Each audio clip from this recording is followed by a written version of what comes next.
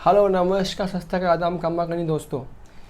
GST की series में GST के सफ़र में हम पहुंच गए हैं चैप्टर नंबर 21 पे, जिसका नाम है ऑफेंस एंड पेनल्टीज़।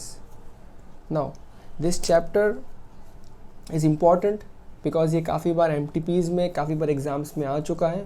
आपके जुलाई 21 के अटैम्प्ट में भी ये वाला चैप्टर ने 4 से 5 मार्क का रोल प्ले किया है और ये चैप्टर रियल लाइफ में भी यू विल फील कि इंटरेस्टिंग है बिकॉज इससे आपको मालूम पड़ता है कि कौन कौन सी चीज़ को ऑफेंस माना गया है जीएसटी एक्ट के अंदर और उन ऑफेंसेस पे कितनी कितनी पेनल्टीज़ हैं। एक फेयर आइडिया मिल जाएगा आप लोग को। So without wasting any time let's get started. Again इस चैप्टर में हम लोग दो तरीके से पढ़ने वाले हैं। कुछ चीज़ें ऐसी हैं जो सीधा समरी से पढ़ेंगे, मगर और बहुत सारी चीज़ ऐसी है जो समरी में नहीं लिखी गई है, उसको हम लोग फुल फ्लैज नोट्स के साथ ही पढ़ेंगे। तो पहले चलते हैं समरी की तरफ एंड फिर आएंगे लौट के फुल नोट्स की तरफ। यहाँ देखो, सबसे पहले ये लाइन देखो, while the penalty under section 122(1) is imposable on taxable person, लेकिन जो पेनल्टीज 122(3) एंड 132(1) में है वो किसी भी पर्सन पे लागू हो सकती है। अब जैसे ही ये चीज़ आती है, पहला क्वेश्चन आता है सर 122(1) क्या है, 122(3), 122(1) क्या है। ये तीनों ही सेक्शन अपन कुछ ही देर में देखने वाले हैं, ठीक है। एक बात और यहाँ पे याद रहे, it may be noted that as per section so and so of the CGST Act, where any penalty is imposed under section 73 या 74, पूरे सेक्शन में आपने जगह जगह बहुत जगह देखा है कि सेक्शन 73 की पेनल्टी, 74 की पेनल्टी।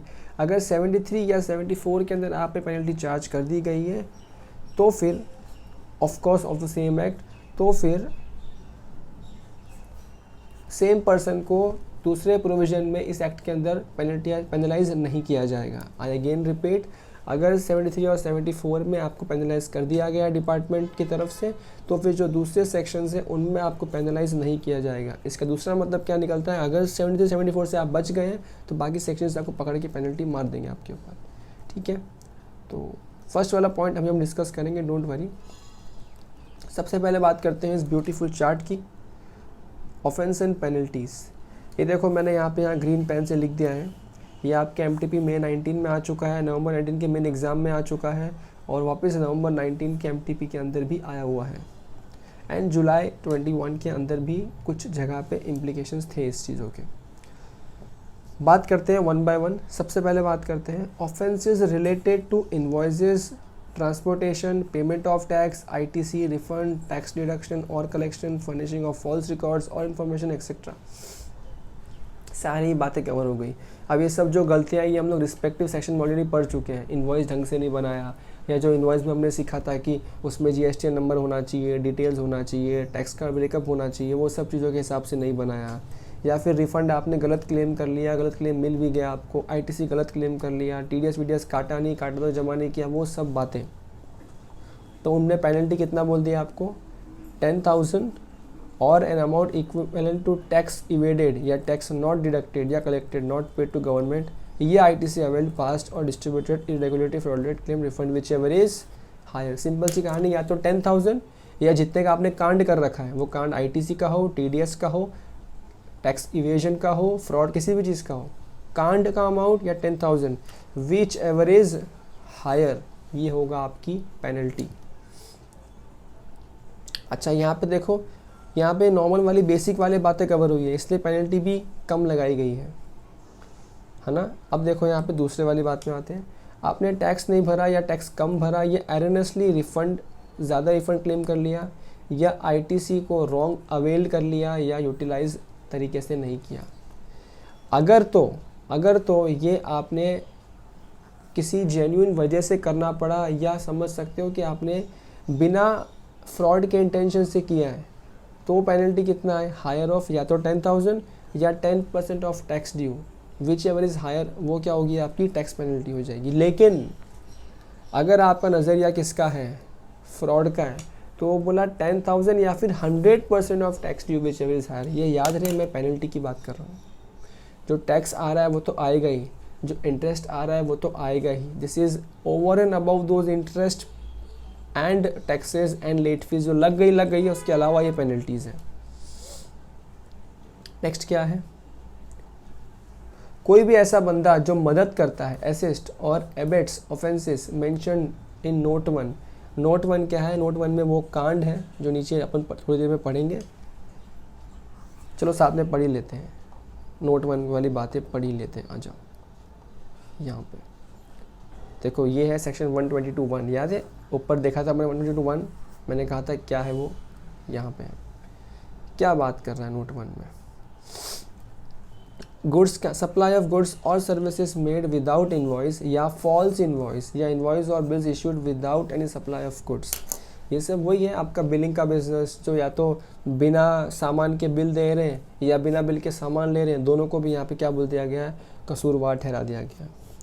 आपने टैक्स कलेक्ट तो कर लिया, पीडीएस काट तो लिया या टीसीएस कलेक्ट तो कर लिया, लेकिन आपने गवर्नमेंट को नहीं दिया within 3 months from due date. अरे काट के रखा क्यों था? सरकार के नाम पे काट के रखा, सरकार को दिया नहीं, तो भी आप ऑफेंस की काउंटिंग में आ जाओगे। याद रहे, सब ऑफेंसेस की लिस्ट है।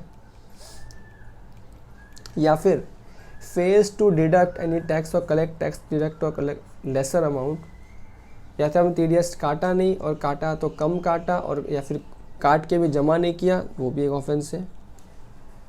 या तो आपने लिया या यूटिलाइज किया आईटीसी को या डिस्ट्रीब्यूट किया आईटीसी को एक्ट है कॉन्ट्रावेंशन में। फॉर एग्जांपल एक्ट में लिखा था कि 13 से कम का अगर मोटर व्हीकल है पैसेंजर के लिए लिया गया है तो उसका आईटीसी आपको नहीं क्लेम करना, बट आपने क्लेम कर लिया तो गलत तो कर लिया ना भाई। या फिर आपने फ्रॉड तरीके से रिफंड क्लेम कर लिया डिपार्टमेंट को लल्लू बना के। या फिर फॉल्सिफाइज और substitutes financial records, produces fake accounts, furnishes false information. अरे आपसे डिपार्टमेंट ने कुछ चीज़ें मांगी, आपने क्या किया? गलत इन्वॉइस, फेक इन्वॉइस बेवकूफ़ बनाने के लिए सब उनको बता दिया ताकि आपका टैक्स कम से कम आ सके। Fails to obtain registration, furnishes false particulars with regard to registration, issues invoices using registration number of another person. अरे बाबा, ये तो और बड़ा जुर्म है। रजिस्ट्रेशन आपको करना था, नहीं किया, ऊपर से आपने क्या किया? वो तो नहीं किया, वो तो कांड है ही है। ऊपर से क्या किया? आपने किसी और का नंबर यूज़ करके उस पर परचेस कर लिया, सेल कर लिया, तो भी तो आपने गलत कर दिया। ये सब अब तो इतना नहीं होता है, वैट के ज़माने में ये सब बहुत होता था। पब्लिक क्या करती थी मालूम है? पब्लिक किसी भी XYZ पर्सन से बिल ले लेती थी और वो बिल पे किसी और का वैट टिन नंबर हुआ करता था, और हम लोग सपोज़ करो मैं वो परचेज़र हूँ, मैंने माल ख़रीदा है, तो मैं तो आईटीसी क्लेम कर लूँगा, मैं टैक्स कम भर दूँगा। फिर क्या होगा? अच्छा, अब कैसा है? जीएसटी में एवरीथिंग इज सिंक्रनाइज्ड, जैसे ही भरते हो 2A 2B सब आ गया। वो सब तो था नहीं वैट के ज़माने में। वैट में all those things were normal. तो हम जब तक हम लोग क्वार्टरली रिटर्न्स भर के बाद में हम एनुअल रिटर्न भरते थे, J1 J2 वगैरह सब भर के डिपार्टमेंट को इन्फॉर्मेशन देते थे, और डिपार्टमेंट उसके बाद अपने मन मुताबिक असेसमेंट करता था, और तब उनको मालूम पड़ता था ओ माय गॉड, ये जो आईटीसी इसने क्लेम किया है, जिसका इसने क्लेम किया उसने तो आईटीसी भरा ही नहीं है। तब नोटिस पहुँचते थे हमको भी और उसको भी, और डिपार्टमेंट रिकवरी स्टार्ट करता था डिपेंडिंग ऑन द थिंक कि फॉल्ट किसका है और किस हिसाब से वसूली करनी है। तो ये सारे कांड पहले होते थे, तो ऐसा इतना ज़्यादा पॉसिबिलिटी नहीं है। रजिस्ट्रेशन वाला कांड अभी भी हो जाता है, बट ये दूसरे का नंबर यूज़ करने वाला कांड अब नहीं हो सकता। ऑब्स्ट्रक्ट्स और prevents officer in discharge of his duties. आपके पास एक ऑफिसर आया आपसे इंफॉर्मेशन मांगने, और आपने उसके गन पट्टी पे गन रख दी, मतलब आपने उस ऑफिसर को काम करने से रोका, तो भी आप फंस सकते हैं। अच्छा, इसमें एक चीज़ और आती है, जैसे कई लोग अभी आजकल सोशल मीडिया पे बहुत फेमस होता है सब चीज़ें, कि कोई हमारे पास आता है तो हम इमीडिएटली हमारा फ़ोन का वीडियो चालू कर लेते हैं। पुलिस वाले आते हैं और हमें दिखाते हैं हम तो वीडियो निकाल रहे हैं, हमारी सेफ्टी के लिए निकाल रहे हैं। एक्चुअली में अगर आप किसी पुलिस ऑफिसर का बिना उससे पूछे, या किसी भी ऑफिसर का बिना उससे पूछे उसका वीडियो निकाल रहे हो, तो उसको भी ये माना गया है काफ़ी सारे केस लॉज में कि वो ऑब्स्ट्रक्शन है या प्रिवेंट कर रहा है ऑफिसर को उसका ड्यूटी डिस्चार्ज करने से। तो सर क्वेश्चन आता है वो चीज़ करना लीगल है कि इलीगल है? इसके ऊपर भिन्न भिन्न प्रकार के झगड़े हैं, बट एक केस लॉ से ये भी समझ में आया है, अगर आपके साथ कुछ गलत हो रहा है और आप अपने सेल्फ डिफेंस में वीडियो बना रहे हो तो ठीक है, तो ये अब आपको कोर्ट में प्रूफ करना है कि आपने वो वीडियो किस इंटेंशन से बनाया, ठीक है। हालांकि ये ऑफ टॉपिक चलेगा, मैं थोड़ा कानून वाला ज्ञान ध्यान आ गया। फेल्स टू कीप मेंटेन और रिटेन बुक्स ऑफ अकाउंट्स। हम परचेज करते हैं, सेल करते हैं, सब फाड़ के फेंक देते हैं, कुछ संभालते नहीं है। चलता है कैसा? नहीं चलता है। कितने महीने संभालने के लिए बोला बुक्स ऑफ अकाउंट? सीखा था हमने लास्ट लेक्चर में, कितने महीने संभालना पड़ता है बुक्स ऑफ अकाउंट्स? 6 महीने संभालने का बस, खाली 6 साल संभालने का खाली बस। 6 साल सिखाया था क्या मैंने? क्या सिखाया था? मैं तो ये सिखाया था, ये सिखाया था मैंने तो। क्या? Look at your board. हाँ 72 मंथ सिखाया था मैंने तो 6 साल कैसे करोगे? MCQ में लिखा हुआ आएगा ABCD में, वहाँ 6 साल भी होगा 72 मंथ भी होगा, तुम लिख के आना 6 साल। यू विल थिंक राइट है, रॉन्ग भी दे देगा डिपार्टमेंट तुमको, तुम्हारा इनकम वो एग्ज़ाम वाला। सिखाया वही सीख के याद रखो। आगे चलते हैं।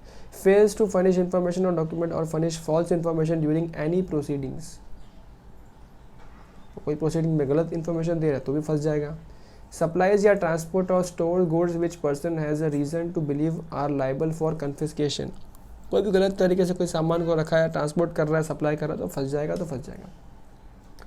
Tampers with or destroys any material evidence or document, disposes of any or tampers any goods that have been detained, seized or attached। हमने कल बात किया था कि डिपार्टमेंट ने कुछ चीज़ें सीज कर ली हैं और डिपार्टमेंट के लेके जाने की प्रैक्टिकेबल नहीं, तो उसने क्या बोला, लॉक करके वहीं पर रख दिया, और डिपार्टमेंट जैसे ही गया हमने इमीडिएटली वो सबको बर्बाद कर दिया। कर सकते हैं ऐसा? नहीं कर सकते, गलत हो जाएगा। या फिर ट्रांसपोर्ट कर यानी taxable goods without cover of document. हम ऐसे लॉरी से माल भेज दे रहे हैं, साथ में कुछ नहीं दे रहे, डिलीवरी चालान नहीं, इनवॉइस नहीं, ई वे बिल कुछ नहीं दे रहे, तो हम फंस सकते हैं क्या? फंस सकते हैं। तो ये सारे क्या थे? ऑफेंसेस थे। तो यहाँ देखो क्या लिखा है, असिस्ट और abets offences mentioned in note 1। जब हमने नीचे देखा, या तो खुद हमने वो ऑफेंस किया या हमने किसी को करने में हेल्प किया। ये वाला पॉइंट की वजह से ना आज की डेट में जो प्रैक्टिशनर्स हैं CA और CA में, अगर डिपार्टमेंट को मालूम पड़ता है कि इन्होंने कुछ चीज़ों में हाथ इनका भी इन्होंने हेल्प किया है, तो बिकॉज ऑफ दिस प्रोविज़न ये लोग CA और CMA को भी सीधा आपकी लैंग्वेज में आटे में ले लेते हैं। ठीक है। एंड रिसेंट आपको न्यूज़ पता भी होना चाहिए, जोधपुर में क्या हुआ था एक CA के साथ में 1.5 ईयर्स तक वो ऑलमोस्ट जेल में रह के आया है। क्या है वो कहानी, किसी और दिन डिस्कस करेंगे। फिलहाल चलते हैं आगे। एक्वायर, पोजेशन या concerns in dealing goods which he known और reason to believe are liable to confiscation such as transport, remove, keeps, conceal, supply और परचेज। कोई भी ऐसा माल पोजेशन में ले रहा है जो उसको ऑलरेडी पता है कि ये लाइबल है कन्फिस्केशन के लिए। फॉर एग्जांपल, अगर एक बंदे के पास दारू बेचने का लाइसेंस नहीं है, दारू बेचने की इच्छा है, दारू बेच रहा है, या फॉर एग्जांपल किसी बंदे के पास दवाई बेचने का लाइसेंस नहीं है, क्योंकि वो लाइसेंस किसके पास होता है, सिर्फ और सिर्फ मेडिकल स्टोर जो चलाते हैं, they always have license of drug वाला। उन्होंने लाइसेंस लेके रखा, फिर भी वो बहुत से मेडिसिन लेके रखी है, चलेगा क्या? ऐसा नहीं चलेगा। You know recently for example Covid के टाइम पे एक मेडिसिन बहुत फेमस हुई थी, रेमडेसिविर, है ना। ये ऐसा पब्लिक का मानना था जैसे कोविड होता है रेमडेसिविर लगा देने का। अब रेमडेसिविर का शॉर्टेज हो गया था।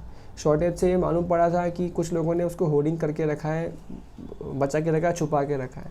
और ये होर्डिंग करने वाले अगर टैक्सेबल पर्सन थे तो वैसे उनकी बैंड बजाई, लेकिन अगर वो टैक्सेबल पर्सन नहीं थे, कोई इलीगल पोजीशन लेके रखे थे, तो वो भी फंस गए इस प्रोविजन में। No matter criminal procedure code में उनके सज़ा अलग से होगी, IPC में सज़ा अलग से होगी, एपिडेमिक या डिजास्टर मैनेजमेंट एक्ट की सज़ा अलग से होगी, मगर GST एक्ट वाली सज़ा डाल सकते हैं, उसको अलग से उसको बढ़ा सकते हैं। ओके, नेक्स्ट क्या है, रिसीव्स और deals with supply of services which he knows और reasons to believe are liable to contravention of act. कोई ऐसा सप्लाई लेना जिसका हमको ऑलरेडी पता है कि ये गलत है। फॉर एग्जांपल, इंडिया में बैटिंग लीगल है कि इलीगल है? ये बैटिंग मतलब पता है मैं किसकी बात कर रहा हूँ, वो बैट बॉल वाले बैटिंग की बात नहीं कर रहा। हाँ, मैं सट्टेबाजी की बात कर रहा हूँ। सट्टेबाजी लीगल है इंडिया में? हाँ, मेरे को लीगल सुनना। सट्टेबाजी क्या इलीगल है? फिर भी आप वो काम कर रहे हो, या तो कर रहे हो या करवा रहे हो। चाल से क्या? नहीं चाल से। जैसे आजकल बहुत सारे लोग आईपीओ में पैसा लगाते हैं, तो पैसा लगाते हैं तो वो लोग क्या देखते हैं, जीएमपी देखते हैं, है ना, ग्रे मार्केट प्रीमियम देखते हैं, फिर देखते हैं कैसा होगा कैसा नहीं होगा। लेकिन किसी को पता है ग्रे मार्केट प्रीमियम आता कहाँ से है, कहाँ से आता है? ध्यान से सुनना। ग्रे मार्केट प्रीमियम एक ऑफ शेयर मार्केट का एक अलग मार्केट है जहाँ पे लोग पेपर ट्रेडिंग करते हैं।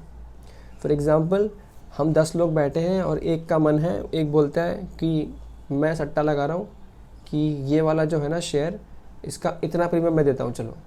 दूसरा बोलता है ठीक है मैं बुक कर देता हूँ, तीसरा बोलता है नहीं मैं इतना दूंगा। ऐसा depending on the market conditions, जैसे हमारा actual market ups and downs होता है वैसे ही ग्रे मार्केट भी अप्स एंड डाउन्स होता है। और ये जो ग्रे मार्केट प्रीमियम है भले ही आपको जगह जगह दिख रहा है, मगर जब ये लोग पकड़े जाते हैं जो भी इन चीज़ों में ट्रेड कर रहे हैं, पेपर ट्रेड कर रहे हैं, तो एक्सचेंज वाले भी एक्शन लेते हैं, सेबी भी एक्शन लेती है, और पुलिस वाले भी एक्शन लेते हैं, और अब डिपार्टमेंट वाले अगर वो जीएसटी के दायरे में कुछ आ रहा है तो डिपार्टमेंट वाले भी एक्शन ले लेते हैं। ठीक है, ये सभी लीगल है। अच्छा, मैं बता रहा हूँ जितना जानकारी मुझे पता है, आपको मुझसे बेटर पता है तो कमेंट सेक्शन में बता सकते हैं। Fails to appear when someone is issued to give evidence और प्रोड्यूस। अरे उसको बुलाया, डॉक्यूमेंट देके जाओ, आया नहीं। या फेल्स टू इशू इनवॉइस और account for in accordance with provision.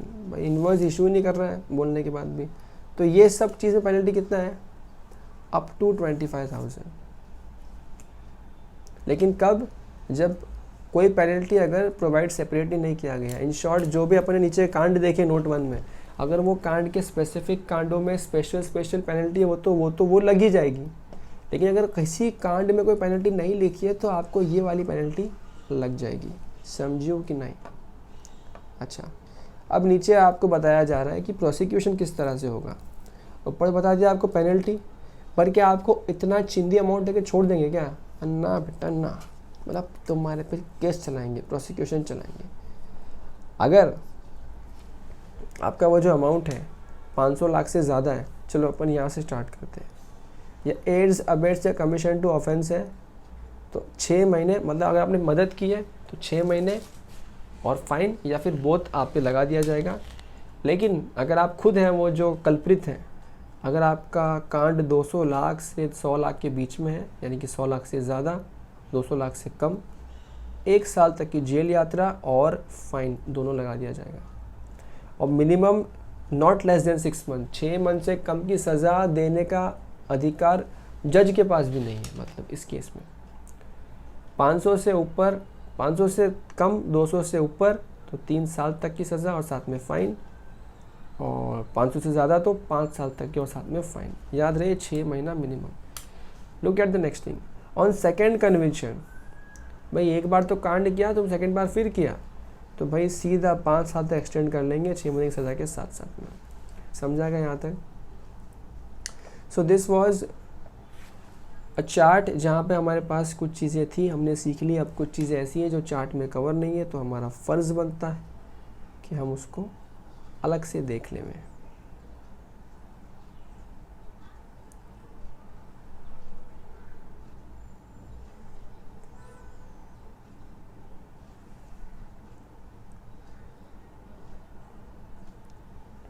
Okay, here we go.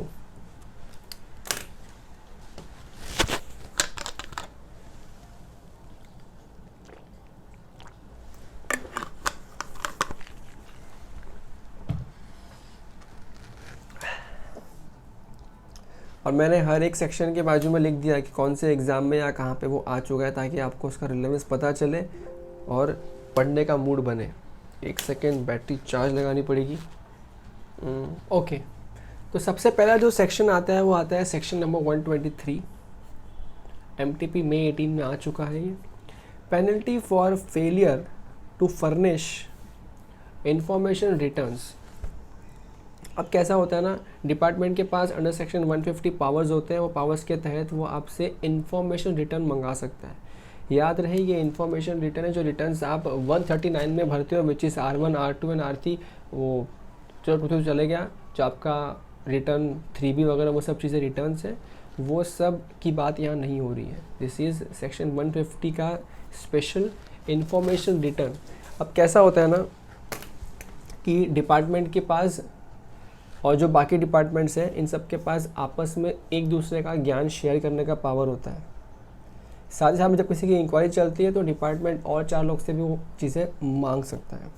तो 150 के अंदर इनके पास पावर है कि वो इन्फॉर्मेशन मांग सकता है। अगर इन्फॉर्मेशन नहीं आती है तो देखो क्या बोला, इन्फॉर्मेशन रिटर्न अगर नहीं आती है तो 100 रुपया पर डे और मैक्सिमम 5000 रुपीज़ तक का पेनल्टी डिपार्टमेंट चार्ज कर सकता है। अब ये 150 इतना इन डेप्थ आपको है नहीं, इसलिए मैं कवर नहीं कर रहा, बट स्टिल किसी की सीखने की इच्छा हो तो बता देना, अलग से वीडियो बना सकते हैं हम लोग।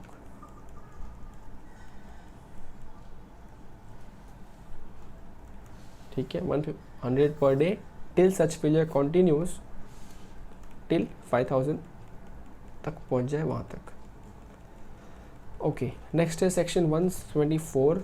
अब 124 भी सिमिलर है 123 के जैसा, बट यहाँ पे कैसा होता है, सेक्शन 151 का पावर यूज़ करके डिपार्टमेंट आपसे इन्फॉर्मेशन मांगता है, जिसका यहाँ पे हम नाम देते हैं स्टैटिस्टिक्स। अगर वो स्टैटिस्टिक्स टाइम पे सबमिट नहीं होता है, इन्फॉर्मेशन टाइम पे सबमिट नहीं होती है, तो इन दैट केस पेनल्टी क्या हो सकता है, it may extend to 10,000। And in case of continuing offence, भाई मांगने के बाद भी नहीं दिया जा रहा है, to a further fine which may extend to 100 rupees for each day. 10,000 तो पहले ही मांग सकते हैं और 100 पर डे भी मांग सकते हैं। कहाँ तक, 25,000 की लिमिट तक मांगा जा सकता है। ठीक है, ओके। नेक्स्ट है section 125 which is a general section. ये हम ऑलरेडी नीचे पढ़ चुके हैं समरी चार्ट में। दोबारा यहाँ पे लिखा है कि अगर किसी चीज़ की पेनल्टी कहीं पे नहीं लिखी गई है तो वो पेनल्टी क्या होगी, 25,000 तक की पेनल्टी लगा सकते हैं जनरल प्रोविजन के अंदर। नेक्स्ट है general discipline related to penalty, section 126। ये देखो यहाँ पे कितनी बार ये चीज़ें आ चुकी हैं। तो यहाँ पे देखो ध्यान से, no penalty shall be imposed by any officer of this act for minor breaches of tax regulation procedural requirement omission और mistake in documentation which is activable. Simple सी कहानी देखो ना, जस्ट बिकॉज लॉ मेकर्स के पास power है, क्या वो आपसे बेतहाशा जब मर्जी आए उस सेक्शन के पावर को यूज़ करके पेनल्टी वगैरह मांग सकते हैं। तो इन्होंने खुद साफ साफ लिख के क्या बता दिया कि बॉस अगर कोई माइनर ब्रीच है, फॉर एग्जांपल एक बंदे ने उसका टैक्स का इन्वॉइस का अमाउंट था 10 लाख रुपए का, उसने गलती से 9,99,000 डाल दिया, या फिर अमाउंट था सपोज करो 5,001 रुपीज़ का, उसने बाय मिस्टेक 5,000 डाल दिया, तो क्या 1 रुपये का गलती के लिए will officer initiate all this proceedings against him? Answer is no. इसलिए बोल दिया कि जो माइनर ब्रीच होगा उसके लिए हम ऐसी चीज़ें नहीं करेंगे। या फिर कोई प्रोसीजर रिक्वायरमेंट फुलफिल टाइम पे नहीं हुई या कुछ मिस्टेक हो गई है तो वहाँ पे हम लोग ज़बरदस्ती का पेनल्टी का काम नहीं करेंगे। अब यहाँ उन्होंने डिफाइन भी कर दिया है कि माइनर म्हणजे का है, माइनर मतलब जहाँ पे जो अमाउंट ऑफ टैक्स होगा उस कांड के अंदर, वो कांड यानी कि 5,000 तक या उससे कम का ही होना चाहिए। उससे ज़्यादा का कांड हुआ तो माइनर बीच में नहीं आएगा, वो मेजर में बन जाएगा। Next, the penalty imposed depends on the fact and circumstances, जो कि degree and severity of the breach पे डिपेंड करता है। सिंपल सी कहानी है ना। अब ये कोई जनरल रूल तो बोल सकते नहीं है कि इस तरह का ऐसा होगा तो ऐसा करेंगे, तो इन्होंने बोल दिया है कि फैक्ट्स और सर्कमस्टेंस देखे जाएंगे कि किस लेवल पे क्या कांड हो रहा है और उसके बेसिस पे डिसाइड करेंगे कि सीवियरिटी क्या होगी बीच की, कितना बड़ा काम कितना बड़ा कांड किया उसकी बेसिस पे हम डिसाइड करेंगे। तो ठीक है, ये इतना इंपॉर्टेंट नहीं है। नो पेनल्टी, सिंपल सी कहानी है कि हमारे पूरे लॉ मेकर्स ने हर जगह पे ये दिया और ये जगह ये हमको राइट हमारे कॉन्स्टिट्यूशन से भी मिला है कि अपॉर्चुनिटी ऑफ बीइंग हर्ड के पहले हमारे साथ में नाइंसाफ़ी, मतलब हमारे साथ में गलत नहीं होना चाहिए। तो जो पेनल्टी भी चार्ज करनी है उसके पहले आपको अपॉर्चुनिटी ऑफ बीइंग हर्ड दिया जाएगा in the form of SCN, show cause notice. यहाँ पे देखो, ये मैंने यहाँ पे लिखा है अपनी भाषा में, खुद से गलती मान ली तो थोड़ा कंसिडर करो। अरे जब ऑफिसर, तुम खुद ही ऑफिसर के पास चले गए, ऑफिसर मैंने ये कांड कर दिया, प्लीज़ है ना आप कंसिडर करो और थोड़ा सा प्लीज़ आप समझ के थोड़ा सज़ा कम दे देना। तो ऐसा तो हमने हमेशा मूवीज़ में भी देखा है, बहुत जगह सुना भी है कि अगर खुद जाके अपनी गलती मान लेती है तो शायद सज़ा कम होती है। सज़ा माफ़ होती है क्या? नहीं, शायद डिपेंड करता है अब सामने वाला का कांड कितना बड़ा हो। फॉर एग्ज़ाम्पल, आप जाके किसी को बोल दो सर मैंने गलती से ना 2 लोगों को जान से मार दिया, सज़ा मेरे को पता है, मैं आपको जाके बता रहा हूँ, सज़ा कम होगी क्या? नहीं होगी, बट ऑफ कोर्स तुमको, पर ये हो सकता है कि शायद फांसी की जगह पर तुमको उम्र कैद दे दें। ठीक है, तो बस वही है कि keep a soft heart for the one जो खुद से आके सच बोलने की हिम्मत रख रहा है। Okay, next, power to impose penalty in certain cases. अब ये कौन से केसेस हैं? कोई नॉन फाइलर्स है उनका असेसमेंट करना, अनरजिस्टर्ड पर्सन का असेसमेंट करना, ये सारी चीज़ों में भी अगर ये लोग नहीं मानते हैं तो 73 74 का कोई कांड है तो यहाँ पे हम लोग पेनल्टी मांग सकते हैं। एक सिंपल सा स्टेटमेंट है, यहाँ कुछ है नहीं समझाने के लिए। यहाँ पे आओ, पावर टू वेव पेनल्टी। अरे सिंपल सी कहानी है, अगर सरकार चाहे तो उनके पास पावर है, वो कह सकते हैं कि हम लोग पेनल्टी माफ़ कर रहे हैं। सर वो कौन कौन सी पेनल्टी माफ़ कर सकते हैं? जो हमने अभी अभी सीखा, जो नीचे समरी में सीखा, सेक्शन 122 की पेनल्टी भी माफ़ कर सकते हैं, या 123 125 की पेनल्टी भी माफ़ कर सकते हैं, या फिर सेक्शन 47 की भी। सर 47 की पेनल्टी कौन सी है पता है आपको? 3B लेट भरते हैं तो 50 रुपये पर डे की पेनल्टी लगती है, वो डिपार्टमेंट माफ़ कर सकते हैं। रिसेंटली अभी एमनेस्टी स्कीम आई हुई भी है डिपार्टमेंट की कि आप चाहो तो 500C और 500 SGST की मैक्सिमम पेनल्टी के साथ में पहले की भी सब रिटर्न्स फाइल कर सकते हो। तो ये सब क्या है, यहाँ पावर है गवर्नमेंट के पास। कौन सी गवर्नमेंट के पास? कौन सी गवर्नमेंट के पास? ऑफ कोर्स हमारे CJ के पास में। तो वो लोग वहाँ से वेव्ड ऑफ कर सकते हैं। नेक्स्ट क्या है? Detention, seizure and release of goods and conveyances in transit. अब ये क्या है? पहले तो डिटेंशन करना या सीजर करना, माल पकड़ना, किसी ट्रक में, लॉरी में, गाड़ी में जाता हुआ माल पकड़ना और उसको कैसे रिलीज़ करना, उसकी प्रोसेस यहाँ बताई गई है। इसकी थोड़ी सी झलक हमने ई-वे बिल में भी देखी थी, बाकी झलक हम यहाँ देख रहे हैं। तो ये सेक्शन 129(1) सबसेक्शन 1 इन शॉर्ट। तो ये क्या बता रहा है? ऑफिसर अगर चाहे, उसको लगता है कुछ गड़बड़ है, कुछ कांड है, तो जैसे हमने बात किया था, बीच रास्ते में कभी भी आपका कन्वेंस को रोक सकता है, आपके ट्रक को रोक सकता है और आपसे पूछ सकता है कि बता तेरा इनवॉइस दिखा, ये दिखा, वो दिखा। अब देखो जरा हाई चांसेस हो सकता है कि आप सही हो, तब तो कोई दिक्कत नहीं है, 5 मिनट में निकल जाओगे। हो सकता है ट्रक में माल हो 10 करोड़ का और आपने इनवॉइस और ई-वे बिल बना रखा 50 लाख का या 40 लाख का। तो कहने से वो जो 50 लाख का एक्स्ट्रा है जो बिना बिल का है, उसको ऑफिसर सीज कर सकता है। उसी की यहाँ पे बात कर रहा है। ये बहुत इंपॉर्टेंट है, बहुत इंपॉर्टेंट है। देखो ये मई 18 में भी आया है, मई 19 में भी आया है, कभी भी दोबारा आ सकता है। तो चलो देखते हैं कि हमारा माल पकड़ लिया तो कैसे हम बचेंगे उससे। तो यहाँ देखो बचना क्या है, कहानी बड़ी सिंपल है। Where owner of the goods comes forward for payment of applicable tax and penalty. जिसका मतलब क्या है, owner of goods accept the liability. Department ने पकड़ लिया, डिपार्टमेंट ने क्या देखा कि आपके इस पर्टिकुलर लॉरी में 20 लाख का माल ऐसा है जिसका कोई बिल है ही नहीं आपके पास में, डॉक्यूमेंटेशन है ही नहीं आपके पास में, या चालान आपके पास में है ही नहीं। उनको लगा गड़बड़ तो क्या करेंगे। अब ओनर, मेन ओनर जो है गुड्स का, हो सकता है उसको मालूम पड़ गया। तो ओनर ने क्या किया, ओनर ने खुद आया और ओनर ने क्या बोला, अच्छा ऑफिसर आप क्या कह रहे हो। ऑफिसर बोलता है इस पे तुम्हारा टैक्स बनता है 4 लाख रुपए का। अगर आपने जो ऑफिसर ने कहा वो मान लेते हो, इज्जत से परेशान नहीं करते हो, तो देखो क्या है। तो क्या बोला, on payment of applicable tax, कितना टैक्स भरेगा वो, 100%। देखो payment of applicable tax and penalty equal to 100%, मतलब टैक्स तो पूरा भरना ही है और 100% की पेनल्टी भरनी है। 100% किसका, 100% ऑफ टैक्स, 100% ऑफ टैक्स का पेनल्टी भी भरो और एप्लीकेबल टैक्स भी भरो। अगर ये नहीं भर रहा है तो कोई साथ में सिक्योरिटी दे दो जो उतने ही अमाउंट का हो, तो फिर आप माल वापस लेके जा पाओगे, वरना नहीं लेके जा पाओगे, वहीं पे जब्त हो जाएगा, कॉन्फिस्केट हो जाएगा। अच्छा दूसरा, अब हो सकता है ना जो माल गोडाउन, जो माल उस ट्रक में हो वो एग्जेम्प्टेड वाला कैटेगरी वाला हो। अब एग्जेम्प्ट वाले में भी you need to have some documentation with you, maybe bill of supply, maybe e way bill, whatsoever जो भी डिफाइन किया गया एक्ट के अंदर। कुछ नहीं है आपके पास में, अरे भाई कुछ नहीं है, तो क्या वहाँ पे भी मोटा मोटा पेनल्टी चार्ज कर सकते हैं? नहीं, बिकॉज वो तो एग्जेम्प्टेड है, तो टैक्स मांगे कैसे। सपोज टैक्सेबल वाला गुड्स था तो बोल सकते हैं 18% वाला कैटेगरी था, 18% दो टैक्स। अब यहाँ टैक्स कैसे मांगे, तो यहाँ पे क्या बोला, पेनल्टी के नाम पे यहाँ टैक्स तो नहीं मांगेंगे तुमसे। अब यहाँ बोला 2% ऑफ वैल्यू ऑफ गुड्स, चलो उतना पेनल्टी दे दो या 25,000, विच एवर इज लेस। देखो अभी तक हमने जितने प्रोविजन पढ़े सब जगह क्या था, which ever is high. This is the first time जहाँ पे डिपार्टमेंट ने क्या बता दिया, विच एवर इज लेस। और सिंपल सी कहानी है ना, ये वो वाले गुड्स हैं जिनका अगर डॉक्यूमेंट होता तो कुछ टैक्स लगता ही नहीं, तो कुछ लगता ही नहीं है। तो बस इसने गलती ये की है कि डॉक्यूमेंटेशन रखा नहीं अपने पास में, उसके लिए हम फाइन मांग रहे हैं। तो कितना 2% या 25,000 जो कम है दे दिया भाई, कहानी खत्म कर। नहीं है देने के लिए, समझो कोई बेचारा गरीब आदमी नहीं है देने के लिए, तो क्या बोला, सिक्योरिटी दे दे उतने पैसे का और माल ले जा। ये तो हुआ पहला केस जहाँ पे ओनर ने चुपचाप लाइबिलिटी मान ली।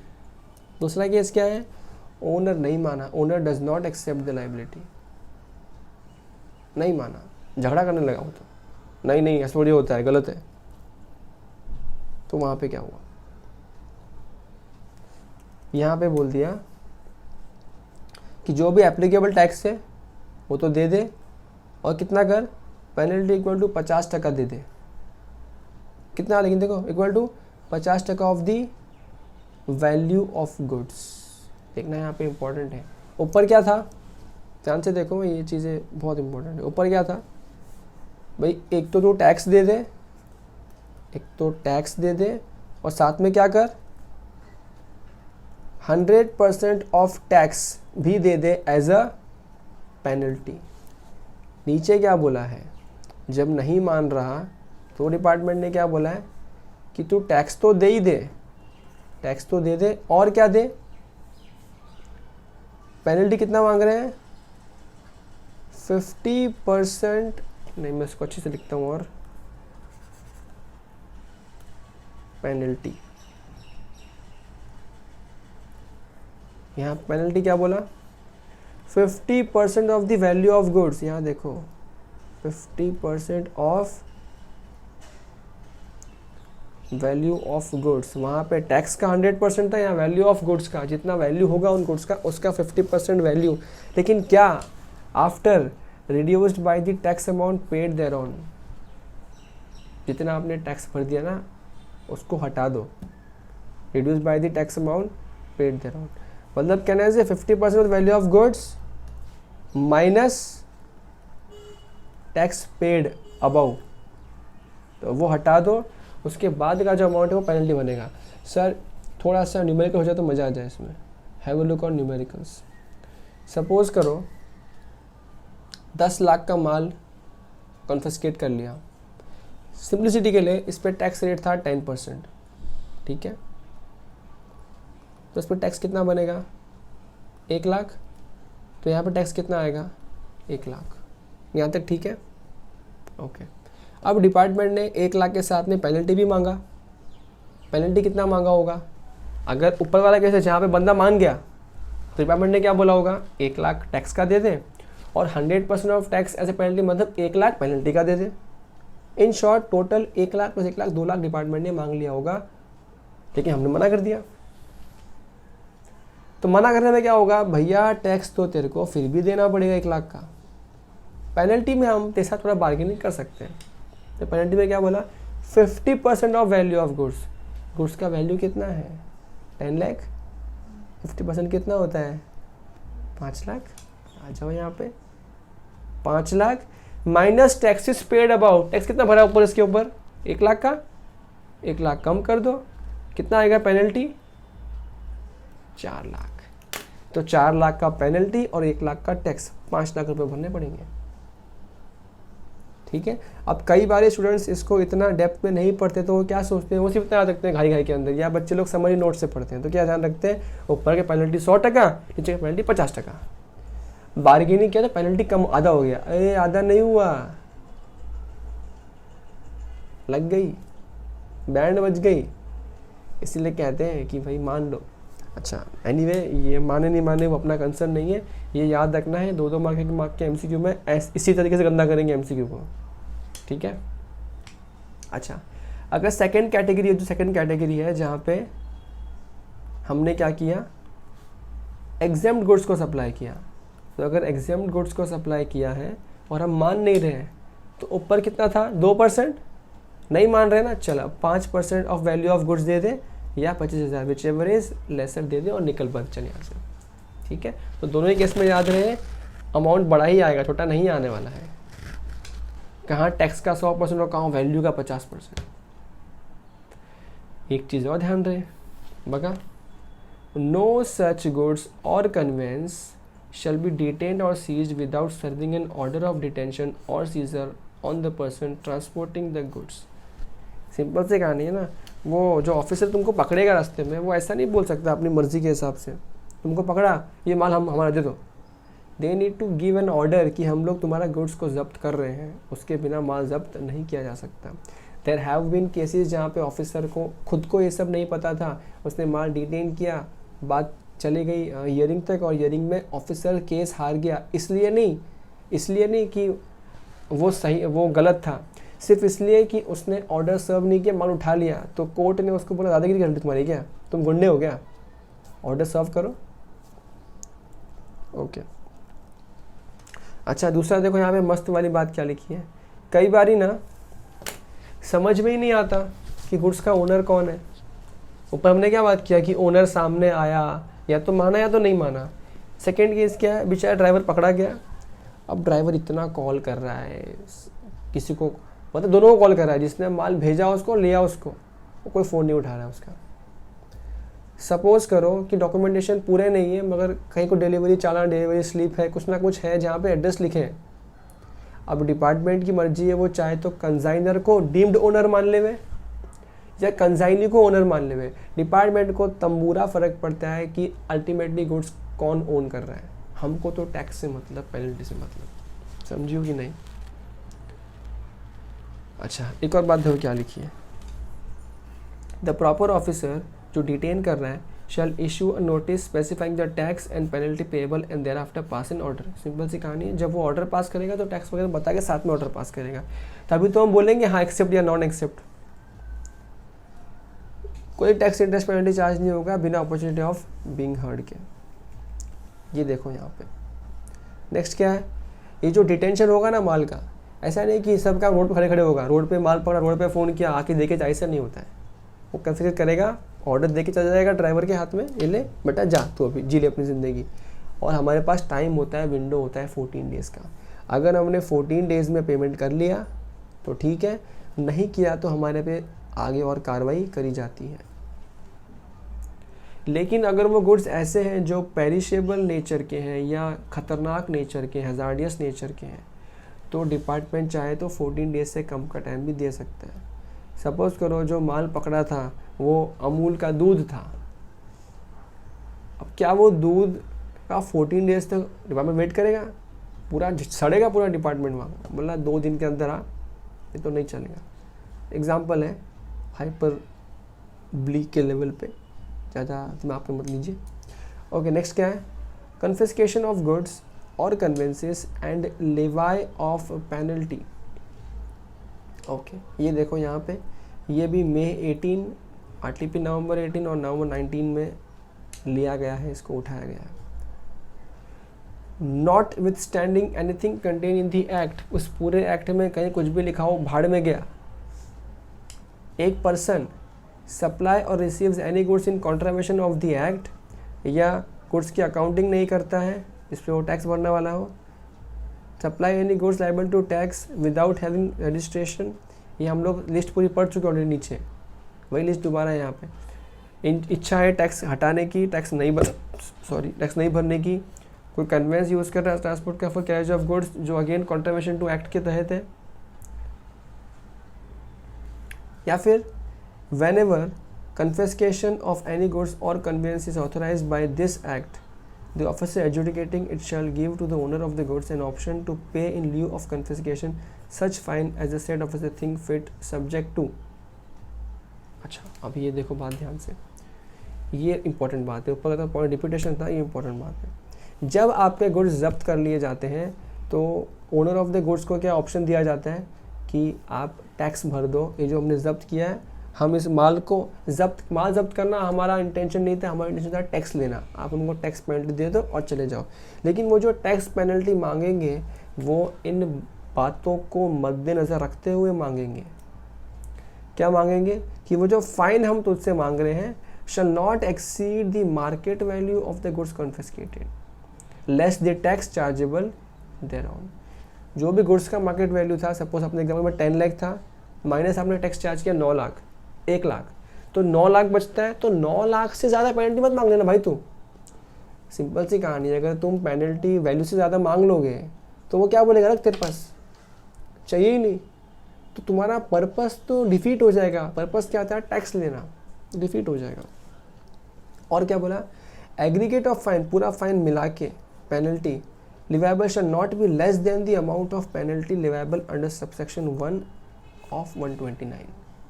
हमें जो ऊपर देखा ना 129, बोला आप पेनल्टी कम करके, पर इतना मत कम कर देना कि ये जो अपने पढ़ा ना, ये वाला पूरा पूरा पार्ट पढ़ा, ये वाला 129(1), इतना मत कम कर देना कि इससे कम आ जाए। मतलब लॉ मेकर्स बहुत शाने हैं कि ऑफिसर लोग को पावर दे दिया, आप छीन भी लिया कि उससे कम तो मत लेके आना भाई, जब जा ही रहा है, माल पकड़ के लाया ही है तो कुछ तो ले ले अच्छे से। Okay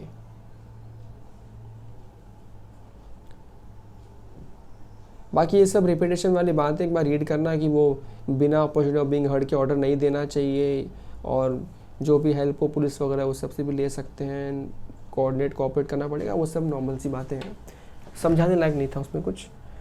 read it once. कुछ रहा क्वेरी तो एनीवे आपको पता है हमारा टेलीग्राम ग्रुप बन चुका है, आप वहाँ पे जाके पूछ सकते हैं, नीचे आपको टेलीग्राम ग्रुप का लिंक मिल जाएगा।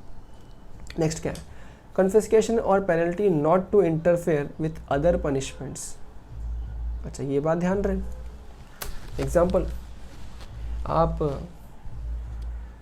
अफीम का बिजनेस करने लगे बिना लाइसेंस के, या फिर सपोज करो आप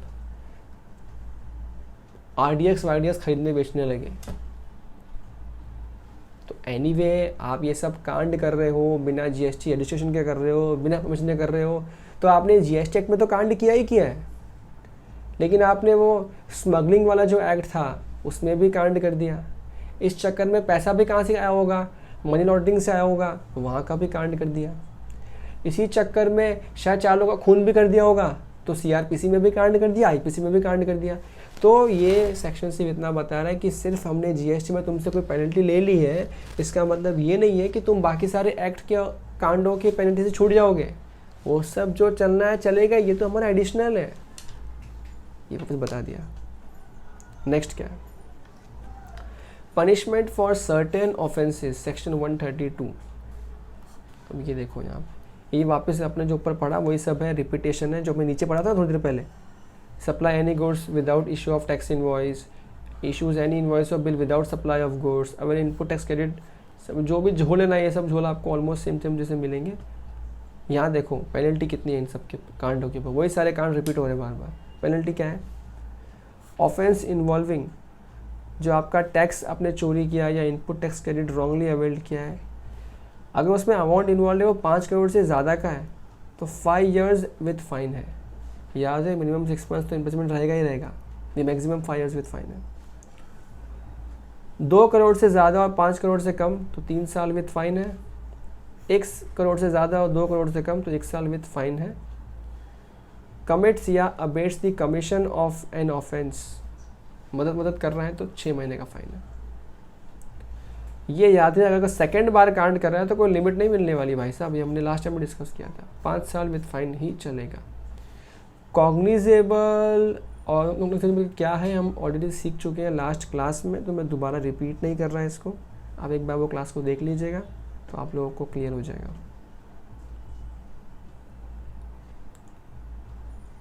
liability of offences and certain other persons, अब ये क्या है,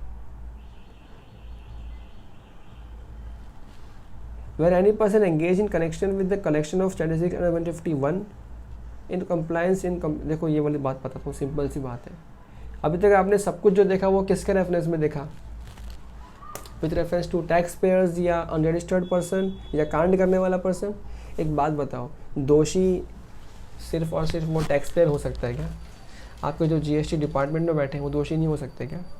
कई बार होता है कि वो अपने पावर्स का एक्सेसिव यूज़ करने के लिए या अपने पावर का मिसयूज़ करने के लिए, किसी को फंसाने के लिए, पर्सनल ग्रजेस निकालने के कुछ कांड कर रहे हो, या जो उनको डॉक्यूमेंट दिया हो उसको गलत तरीके से इंटरप्रेट कर रहे हो इस तरह से कि किसी का नुकसान हो सके अच्छा खासा। तो अगर ऐसा कुछ प्रूफ हो जाता है तो पहली बार एक्ट के अंदर इनको भी नहीं छोड़ा जाएगा। क्या बोला, 6 महीने तक की सज़ा इन ऑफिसर्स को भी हो सकती है और 25,000 तक का इन पे भी पेनल्टी चार्ज किया जा सकता है। अच्छा, ये याद रहे, एक ऐसा पर्सन अगर जो सरकारी पर्सन है, अगर वो गवर्नमेंट का सर्वेंट है तो आपको गवर्नमेंट का सैंक्शन लेना पड़ेगा, उसके बाद ही आप उसके ऊपर कार्रवाई करोगे। या अगर कोई पर्सन ऐसा है जो अदर देन गवर्नमेंट है, जो इसमें इन्वॉल्व हो गया था, जिसको ये काम दिया गया था, तो वो कमिश्नर का सैंक्शन लेके इस पे काम कर सकता है। नेक्स्ट क्या है, कॉग्निजेंस ऑफ ऑफेंस। ये वाला पॉइंट भी ऑलमोस्ट हर एक्ट में आपको मिलता है।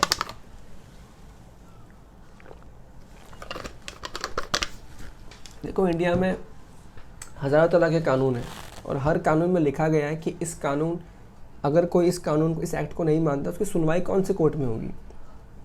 वैसे ही यहाँ पे बोल दिया गया है कि जो भी नॉर्मल कोर्ट्स हैं, कोई भी कोर्ट है, इस जीएसटी वाले जो कांड है उनका कॉग्निजेंस यानी कि उनको अपने रिकॉर्ड में नहीं लेगा, except with the provisions previous sanction of the commissioner. जब तक कमिश्नर का सैंक्शन नहीं है, मतलब जब तक डिपार्टमेंट ने अपने यहाँ से, अपने कोर्ट से बॉल निकाल के आगे नहीं भेजी है, तब तक कोई कोर्ट कॉग्निजेंस नहीं लेगा।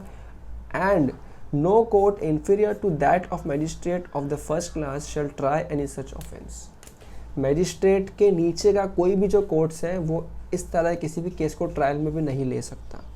ठीक है, एनीवेज आपने सीखा था लास्ट टाइम भी कि जो अरेस्ट वरेस्ट भी होता है तो मैजिस्ट्रेट के पास ही जाते हैं, वो जा सकते हैं, हियरिंग बेल वगैरह मिल सकती है, कोई दिक्कत वाली बात उसमें नहीं है। अच्छा, ये वाला सिंपल सी बात है, ये आप होमवर्क के पूरा आप रीड कीजिएगा। अच्छा, ये है क्या, presumption of culpable mental state. हमारे एक्ट में कहा गया है कि मेंटल स्टेट बहुत इंपॉर्टेंट है। फॉर एग्जांपल, अगर मैं आपको समझाने का प्रयास करूं, जैसे क्रिमिनल लॉ पकड़ लो।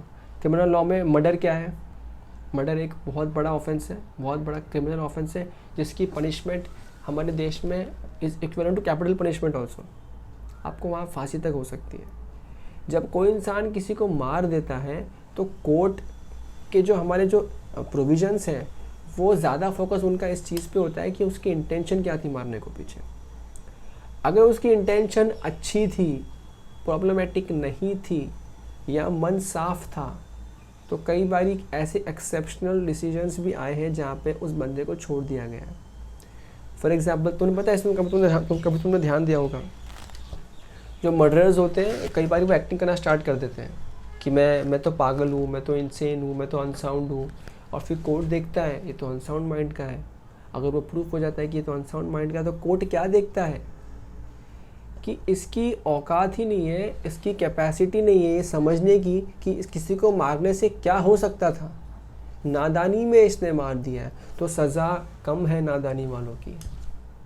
सेम गोज़ विथ, सपोज करो कभी आप रेलवे में अगर ट्रैवल किया है बिना टिकट के, तो वहाँ पे भी जो फाइन बुक होती है ना, वहाँ पे लिखा होता है अगर अनइंटेंशनल है, तो एग्जांपल मुंबई में 260 रुपीज़ प्लस समथिंग कुछ तो भी है, लेकिन अगर वो इंटेंशनल है तो 500 के ऊपर से स्टार्ट होता है।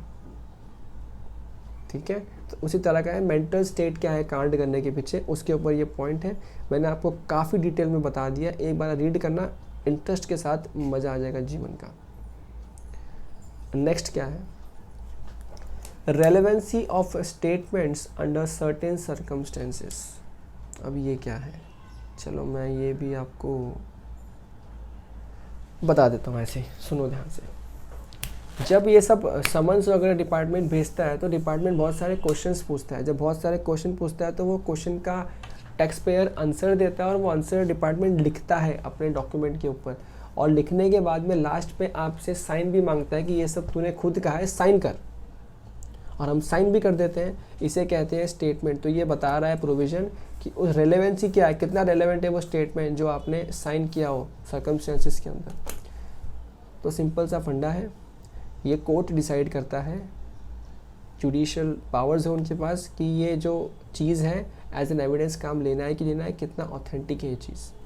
कई बार क्या होता है, जो बंदा स्टेटमेंट देता है वो बंदा मर भी जाता है, अब उसके कोई पीछे जो उसके रह गए वो उस केस को प्रोसीड कर रहे होते हैं, तो अब उस टाइम पे ओपोनेंट या डिफेंडेंट ये नहीं बोल सकते, सामने वाले ये नहीं बोल सकते कि भाई वो तो मर गया है, स्टेटमेंट की वैलिडिटी क्या है, ये स्टेटमेंट की वैलिडिटी है, उसका रिलेवेंस है।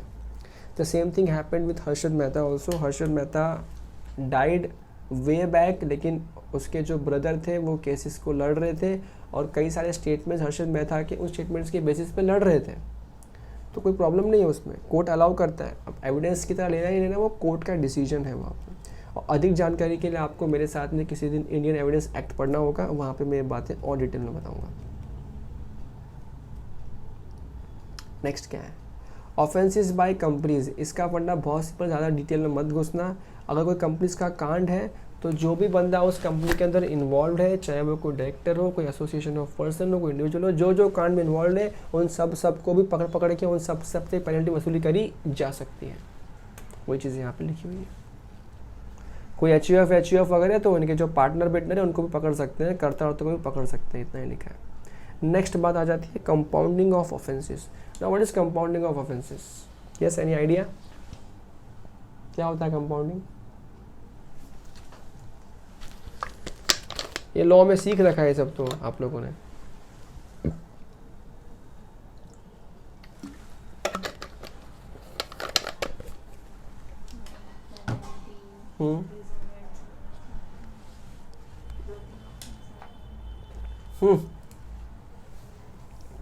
Listen to me very carefully. आपने कांड तो कर दिया, वो कांड की सपोज करो वो कांड की सजा है 3 साल की जेल यात्रा और 5 लाख रुपया फाइन। तो आप जाके बोलते हो, प्लीड करते हो, भीख मांगते हो, सर प्लीज़ मेरा ऑफेंस कंपाउंड कर दो। कंपाउंड का मतलब ये है कि वो जो 3 साल की जो जेल यात्रा है ना उसको आप नलीफाइड कर दो और उसके बदले में मुझसे और कुछ पेनल्टी ले लो। इसे कहते हैं कंपाउंडिंग करना। अगेन रिपीट, कंपाउंडिंग का मतलब क्या होता है, जो आपकी सज़ाएं हैं वो सारी सज़ाओं को या तो कम से कम कर दिया जाए या वो सज़ा को पेनल्टी में कन्वर्ट करके बस एक पेनल्टी दे दी जाए, भले वो और बड़ी पेनल्टी हो लेकिन मुझे जेल से बचा लिया जाए। ये होता है कंपाउंडिंग। याद रहे ये कंपाउंडिंग। अच्छा, आपने सेक्शन 447 सीख रखा होगा, कंपाउंडिंग वगैरह वो सब चीज़ें वहाँ पे भी थी कंपनी लॉ के अंदर। तो एक चीज़ ध्यान रहे, जिस एक्ट के जिस प्रोविज़न में ये लिखा है कि वहाँ पे पेनल्टी और इम्प्रिजनमेंट और बोथ है, जहाँ जहाँ और लिखा हुआ है इम्प्रिजनमेंट और के ऑप्शन में है वहाँ पे कंपाउंडिंग हो सकती है, मगर जहाँ जहाँ पे एंड इम्प्रिजनमेंट लिखा है मतलब इम्प्रिजन वहाँ पे कंपलसरी है तो वहाँ पे कंपाउंडिंग नहीं हो सकती। ठीक है, तो बस यहाँ पे भी सारे कांड, बहुत सारे कांड ऐसे हैं जो आप कंपाउंडिंग करवा सकते हो। आपको अब ये पूरा प्रोसेस दिया है यहाँ पे, आप किसको एप्लीकेशन दोगे, कमिश्नर को एप्लीकेशन दोगे, वो रिसीव करेगा, उसमें लिखोगे आपकी ये सब कांड मैंने किए, मैं एक्सेप्ट करता हूँ, प्लीज़ मुझे कंपाउंडिंग करके दे दो, पेनल्टी वो सब करना, ये सब आप रीड कर दो, बड़ी बात नहीं है रीड करना। ठीक है, मैंने मतलब बता दिया है, कोई दिक्कत नहीं आएगी। कुछ केसेस ऐसे हैं जहाँ पे कंपाउंडिंग नहीं हो सकती, ये मेरे लिए इंपॉर्टेंट बन जाता है।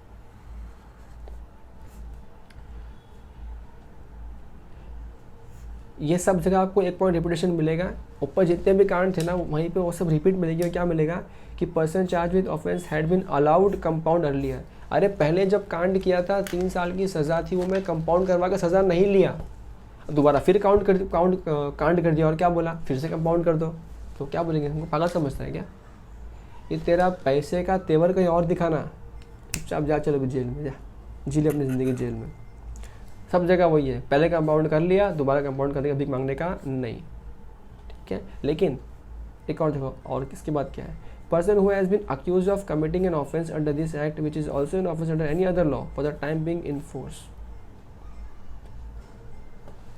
भाई आपने कोई जीएसटी का सप्लाई करने के लिए 2 आदमी का मर्डर भी कर दिया, अब आप पे तो आईपीसी सीआरपीसी सब लग जाएगा।